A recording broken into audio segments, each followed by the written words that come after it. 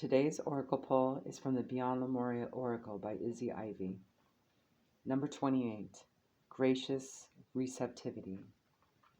If there was a manual for optimal human experience, one of the most potent points would be gratitude.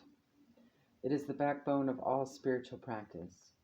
Writing a list of the things you are grateful for has been scientifically proven to have a profound positive effect on the mind and nervous system. When we shift our perspective from what we are lacking, needing, and desiring, we temporarily replace the survival factor within the resonance for thriving. When we acknowledge the miracle of our existence and how far we have come despite the challenges, it can bring back our inner smile. Gratitude can enliven an attitude of, I've got this. One of the best tricks for bringing something into your life is to already be thankful for it, as if it already has arrived.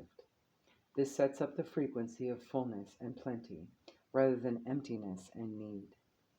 As we have mentioned before, like attracts like, but there is a whole other power at play here, as true gratitude is anchored in the heart.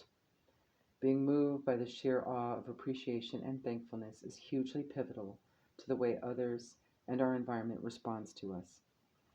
The next step is to give from our hearts without being asked or invited. When we emanate a field of new earth consciousness, giving could free us from expectation, just by knowing that we can all thrive together when everything flows as a system of gifting. Burning Man Festival is a blueprint of this. Side note from the author. Yes, others may take advantage, but if you drop the fear of this outcome, it is quite likely that those of this frequency will also fall away. Holding up a beacon of light this way creates incentive and inspiration to those around you. As their cup fills, it unlocks space within them for resources in other areas. Thus, this giving overflow has a domino effect from person to person. Receptivity is a critical factor in the art of giving. Those who struggle to feel they have the resources to give may also have trouble receiving. Some do not feel worthy enough to receive, even from themselves. Here, it brings us to self-love and how important it is for feeling full enough so that our overflow that doesn't deplete. When you allow yourself to receive from those in their heart's joyous overflow and give from a place beyond expectation or obligation, a whole new paradigm reveals itself. You will discover a new way of thriving.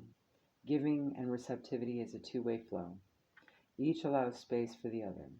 When we are in our hearts, we have limitless resources, and that starts with gratitude. Could gifting economies be the seed for a more joyful new paradigm of making the world go round? Question mark. Consider your relationship with gratitude, how comfortable you feel receiving, and what you love to give. Are there themes that allow you to the joyous overflow of giving without limitation? How can you add this to the lives of others more often, away from the fear that you will get used up if you give without guaranteed reciprocity? Are there areas where you are overextending yourself? Can you give from more areas where you are stronger and have more skill and capacity? Right now, you may feel you have little to give. If so, allow yourself to receive more. The gift of the sun on your face on a winter's day, or a compliment from a stranger. Allow yourself to drink every little drop. After all, it is up to you how deeply you wish to drink of the gift that is shared. Often we only take a little sip even when there is so much more we could appreciate. And yet, it is beautiful when you give to someone, and they light up and receive it fully. That's my favorite part. Gratitude, self-love, and self-worth are interwoven with the capacity to receive.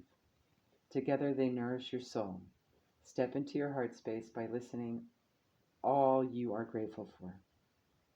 And notice how full you start to feel. From this place, your gifting capacity can spiral upward.